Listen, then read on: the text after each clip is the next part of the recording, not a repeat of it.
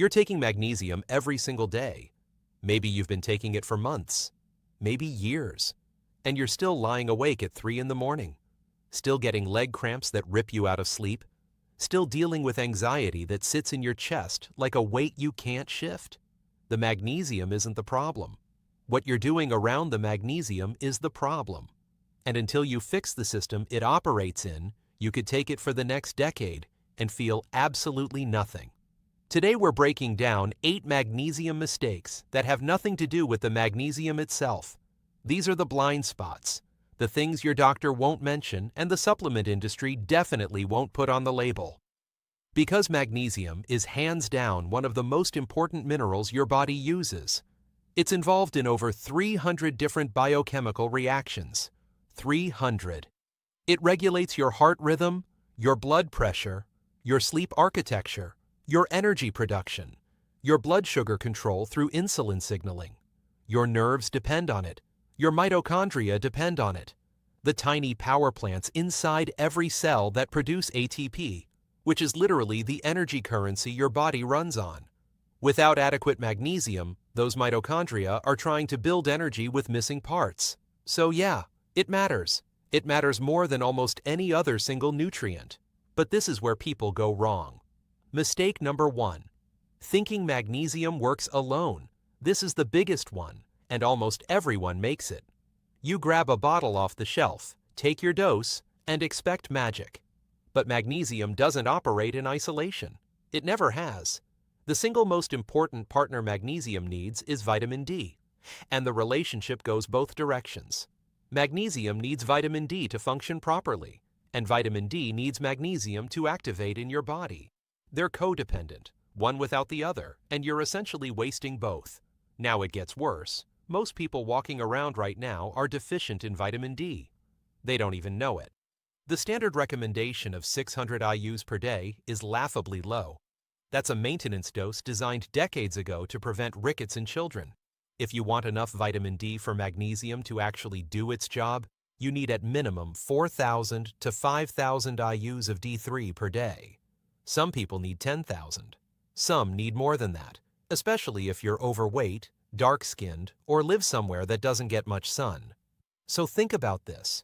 You could be experiencing what looks like a magnesium deficiency, taking magnesium religiously, and the real bottleneck is that your vitamin D is in the basement. The symptoms overlap almost perfectly. Fatigue, poor sleep, muscle weakness, anxiety. You're treating the wrong thing because nobody told you they work as a pair. But it doesn't stop at vitamin D.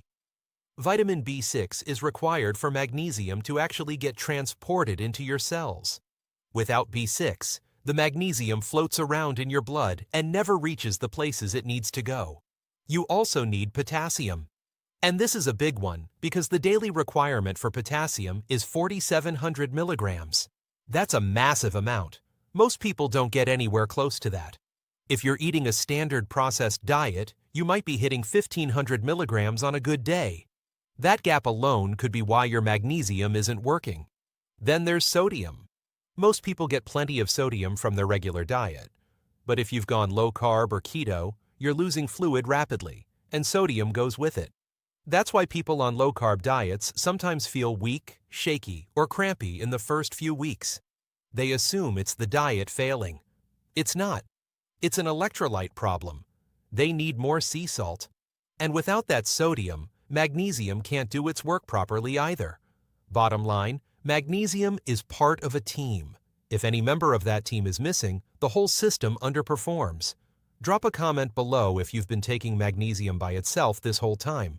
You're not alone, and this one shift could be the reason nothing's been working. Mistake number 2. Ignoring what's happening to your cell membranes. Most people never think about this. Roughly 99% of your magnesium is supposed to be inside your cells, not floating in your blood. Inside the cells. And to get inside, it has to pass through the cell membrane. That membrane is like a gatekeeper. If the gatekeeper is damaged, magnesium can't get through. So what damages cell membranes? The number one culprit is seed oils, corn oil, soybean oil, canola oil, cottonseed oil. These industrially processed fats make up between 20 and 25% of the average person's total caloric intake. Humans never consumed these oils in any significant quantity until about 100 years ago. They didn't exist in nature in concentrated form. Your great-grandparents never touched them. These oils are highly inflammatory. They're loaded with omega-6 fatty acids, which in excess create a cascade of inflammation throughout your body. But the part most people miss is that they physically embed themselves into your cell membranes. They replace the healthy fats that should be there and make the membrane rigid, dysfunctional, and resistant to nutrient transport. They also interfere with insulin receptors on the membrane surface, which creates its own downstream disaster that we'll get to in a minute. And even after you stop consuming seed oils, the damage doesn't reverse quickly. It takes roughly 600 days for your body to fully clear those embedded fats and rebuild healthy membranes. That's almost 2 years. So if you cleaned up your diet 6 months ago and you're wondering why you still feel off, this is likely part of the answer. Your membranes are still in recovery mode. One telltale sign that your membranes are compromised is rigid arteries and high blood pressure. When the inside of your vascular system becomes stiff and brittle, that's your body telling you the membranes need repair. Magnesium can help with that repair, but only if it can actually get into the cells. Which brings us right back to the membrane problem. It's circular, and breaking out of that cycle requires patience and clean fats. Think olive oil, avocado, grass-fed butter, wild-caught fish. Mistake number 3. Underestimating what stress does to your magnesium levels. People think of stress as an emotion, something you feel when work is overwhelming or your relationship is rocky. But stress is a full-body physiological event. When your body enters a stress state, it shuts down digestion. It suppresses immune function. It redirects blood flow away from organs like your stomach and toward your muscles and brain, preparing you to fight or run. This is why chronic stress causes stomach ulcers. The blood flow to the stomach lining drops, acid sits without the protective mucus, and tissue breaks down. The magnesium connection is direct. Stress simultaneously increases your body's demand for magnesium while accelerating its loss. You're burning through it faster and losing it through your kidneys at the same time. It's a double hit. Caffeine amplifies this effect. Every cup of coffee increases urinary magnesium excretion. So if you're stressed, sleep-deprived, running on 4 cups of coffee a day, and wondering why your magnesium supplement isn't touching your anxiety, the math just isn't mathing. You're losing it faster than you're replacing it. You likely need significantly more magnesium than someone who lives a calm, low-stress life, and most people never account for that. Mistake number 4. Taking the wrong form of magnesium entirely. Walk into any drugstore and grab the cheapest magnesium bottle on the shelf. Odds are it's magnesium oxide, and magnesium oxide has an absorption rate of roughly 3%. 3%. That means if you take a 500 milligram capsule, your body is using about 15 milligrams. The rest passes straight through you. It's essentially an expensive laxative. A far superior form is magnesium glycinate. This is magnesium bound to glycine, an amino acid that crosses the blood-brain barrier and increases GABA production. GABA is your brain's primary calming neurotransmitter. It's what helps you wind down, fall asleep, and stay asleep. So with magnesium glycinate, you're getting roughly 80% absorption, plus the calming benefit of glycine itself. It's a 2-for-1 that magnesium oxide can't touch. There are other good forms too. Magnesium threonate for brain health and cognitive function. Magnesium taurate for cardiovascular support. Magnesium malate for energy and muscle recovery. The point is, form matters enormously. Cheap magnesium is not a bargain. It's a waste of money. Mistake number 5. Unknowingly blocking magnesium absorption. You could be taking a high-quality magnesium in the right form and still sabotaging yourself. Excess calcium is one of the biggest offenders. Look at the average multivitamin.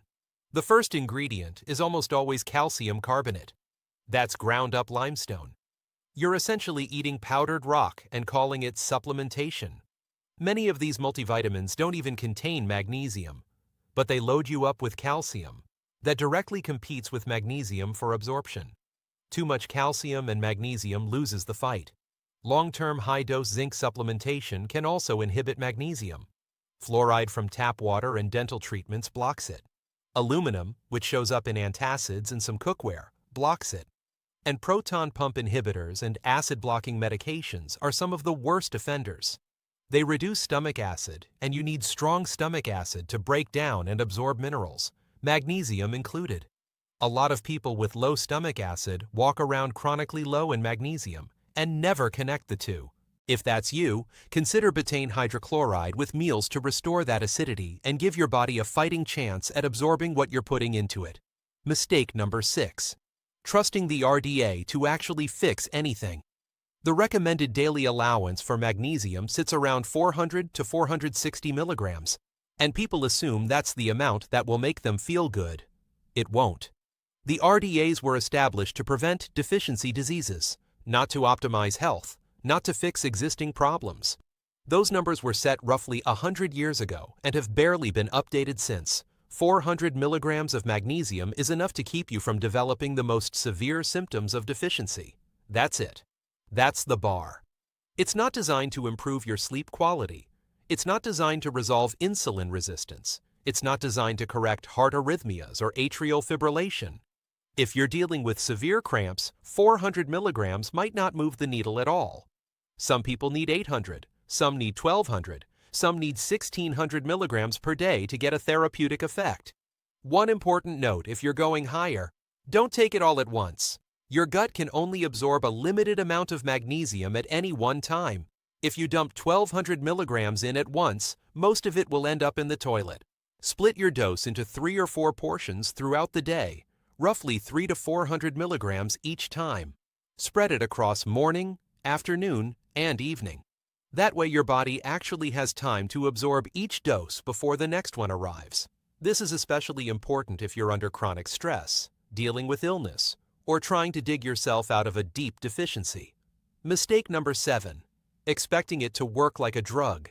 This one kills people's progress more than almost anything else.